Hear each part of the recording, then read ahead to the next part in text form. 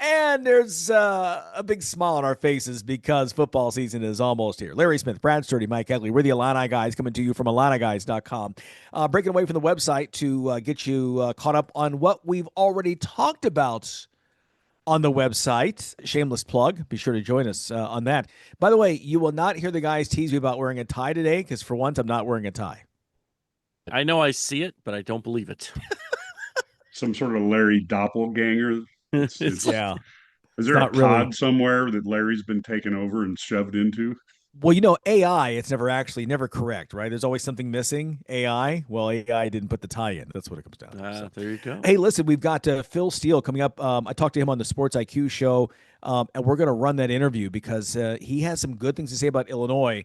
Listen, the bandwagon, there's plenty of room on it. Come on. It's we've got a seat for you. It's exciting to hear all these guys talking about Illinois in such a fashion. We don't get this opportunity very often, but I'm a believer that it's going to start happening.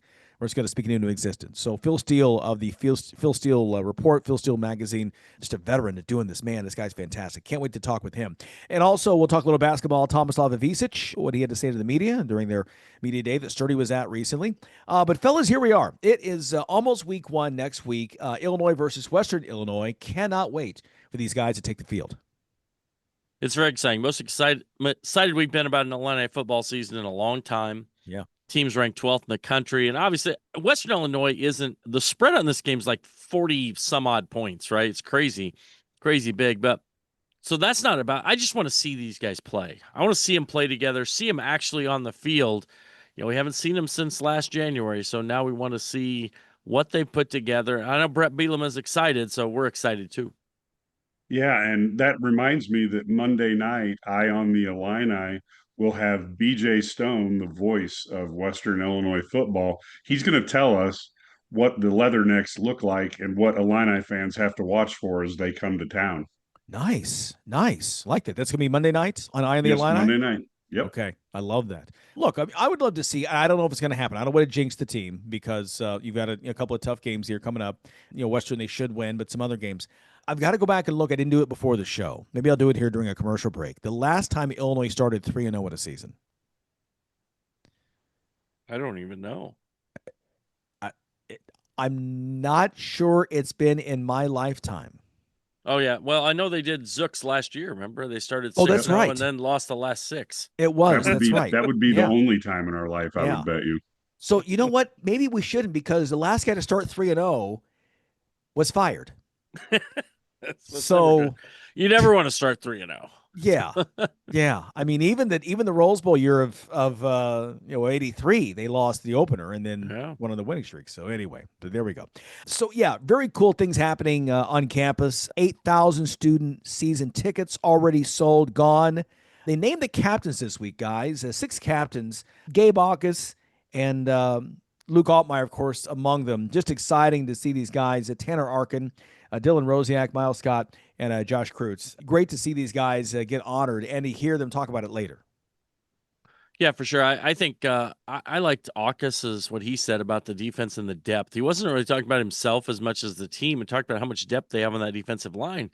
That's a true leader right there, so it's interesting to hear those things. Luke Altmyer has been the face kind of the program for the last couple of years, and they're ready. And you got a lot of guys who are really hardworking guys, really locked in guys who are really committed to the program. Well, and let's face it, Luke Altmyer, his third year as a starter, he's got a chance to go into the record books and really make his mark. He's got an offensive coordinator that he's been familiar with. He's got a head coach he's been familiar with. We're going to see a real opportunity here for an Illini quarterback to be a all Big Ten player. And I don't know that he's getting as much respect as Luke gets. I'm not certain that he gets enough respect based on what he brings to the table. But you're so right. They've got the same coaching staff in place. I go back to last year, the turning point. Remember when Illinois and had an offensive coordinator, Barry Lenny Jr., got into this habit of wanting to go for 4th and inches out of the pistol, like with the quarterback 5 yards back. And I'm like, stop doing that. You give the defense an advantage because they get a chance to see where you're going. And then it's just bad. They stopped doing that. And finally, it felt like after that point, they came back in the second half, the offense clicked. Maybe it was a couple years ago, last year, I don't know when it was, but they finally stopped doing that.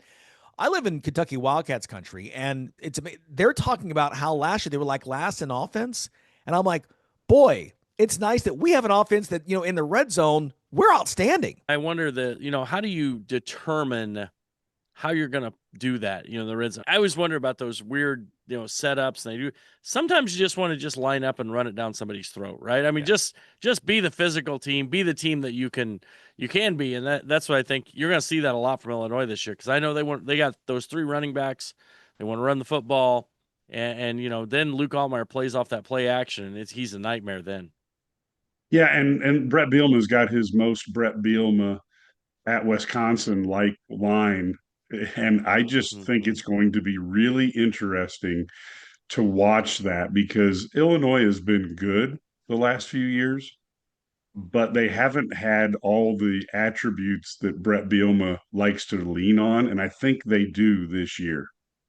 Yeah, they can just stay healthy. That's the big thing. So again, Luke Altmyer, one of the 6 captains, and interesting to talk about, to hear from him the other day when he talked to the media about what it was like to be named captain. Here's that. Once again, Luke Altmyer talking about being one of the 6 captains for this year's team. Captain, how's that title sound? Oh, it's really unique. Something that you dream about as a kid, being a captain, a leader of a big group of people, being recognized, not being given that, but earning that right. That privilege is super cool, something I'll carry with me forever, something that my family is more proud of than any of the touchdowns or wins for sure. So it's cool to make them proud, and it means a lot. It's a big deal. Coach Bielema mentioned that you got a lot of votes. It seemed like overwhelming support.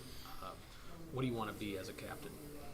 Just a leader. Captains are leaders, visionaries, people who are not afraid of new territory, like this team. We're facing a lot of new expectation, a lot of new waters. But man, approaching it with the right attitude of a Christ-like mindset, being tough as it gets, tough as nails, and resilient, and a lot of love and care. So, man, I'm excited for it. Love the opportunity that's in front of us as a team for us 6 captains, and we're not afraid of it. We've been around, we've faced a lot of adversities, and we're not afraid of the new territory and going to get it. And so, super excited. It's going to provide a lot of significance for us. Look, were you a captain in high school? Were you a captain Yeah. in high school? Yeah. Once or twice? A couple times? Well, we really didn't do. Usually the seniors were really captains. Okay. We didn't really appoint. We didn't have votes or nothing like that. Sure.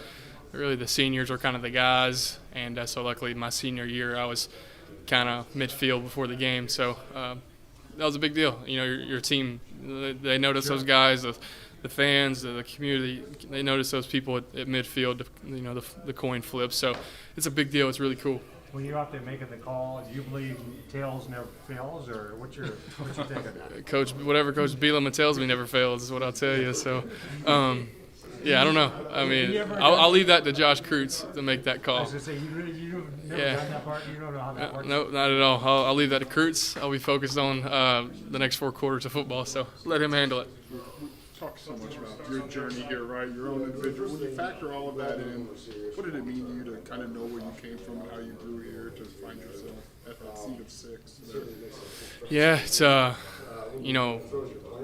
big deal. Like I said, it's very significant, very meaningful. Like I said, my family's more proud of this moment than if we go undefeated this season or win a million games in the past year. Like, they're more proud of me being voted a captain, for a team and a group of men and a program that is truly foundational and rooted for, it speaks to your character, speaks to who you are as a person, your upbringing, where you come from, the adversities you fought. It's kind of just a culmination of like, okay, this is what you made of it. And so it's cool. It's hard to reflect on it right now because, man, I'm just so focused and in it.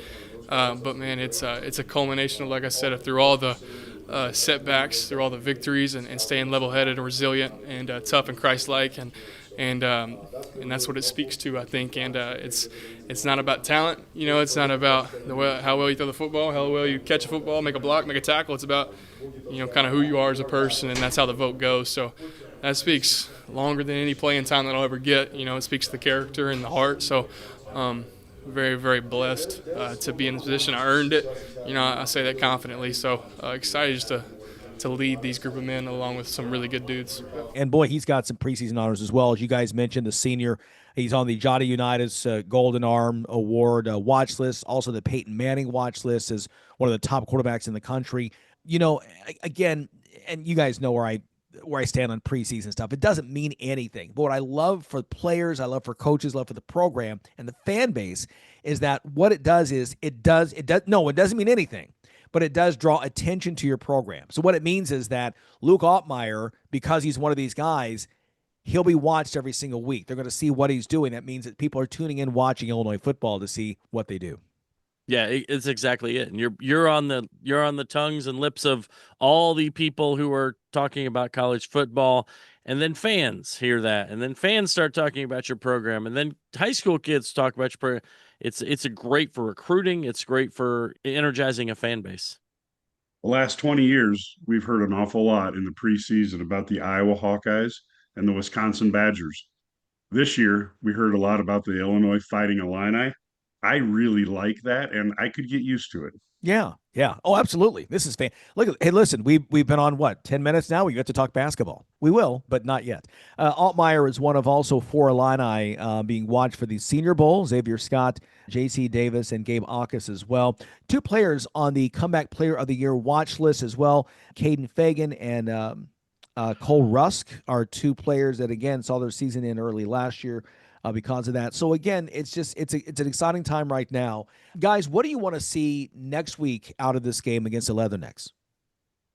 I want to see them dominate defensively at the line of scrimmage and offensively. I really think I want to see, and I know the excitement's going to be the skill position. You know, guys running for 100 yards, guys catching touchdowns, whatever it is, defensive backs making picks. I want to see the line of scrimmage, and they should dominate the line of scrimmage against Western Illinois. Let's see them do it.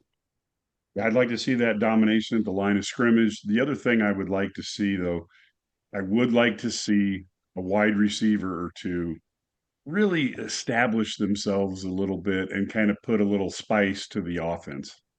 Yeah, I do want to see that as well because Luke Altmyer is working with basically a brand new receiving unit, right? I mean, in terms of Franklin's gone, obviously Patrick Bryant is gone. Malik Elzy is back, but again, takes a more prominent role. We saw Hank Beatty become a bigger part of the offense. The Rochester Flash, want to see him be huge this season. And I just want to see just a great atmosphere. I want Illinois to come out on night number 1 and do what top 12, top 15 teams do. Like you said, and that's dominate. I don't mind if it's a 51-7 game. I don't mind that. I really don't. Yeah, I want less than 7 though. So, other than that though, no, I agree. Fourth quarter, third string. Not gonna be picky, but hey, no, I agree with you on the wide receiver. That's kind of the untested position. Outside of Beatty in the slot, they have a lot of guys who have potential but haven't proven anything yet. And so whether it's Alex Kapka Jones or Malik Elzy or Colin Dixon or whoever ends up Hunter Clement, whoever ends up being the guy out there. I just want to see the team play to their potential. That's all. I mean, that's not asking too much. Let's just see let's see an old style Big 8 when, Nebraska or Oklahoma would go play Kansas or Kansas State. Let's see a 72-0 type style game. That would be fun. There you go. Get ready for Duke the next week on the road. That should be a tough test for them as they get ready for this 2025 campaign. More to come here on the Illini. We'll talk a little basketball coming up next here. Tomas Savavicic, we'll hear from him. Still on the way is Phil Steele, the national football expert, if you will, talking about this Illini team and all of college football as well. Pretty good conversation. We can't wait for that. We are the Illini Guys. This is a Sports Spectacular. We're on the Illini Guys Radio Network, and we are back after this.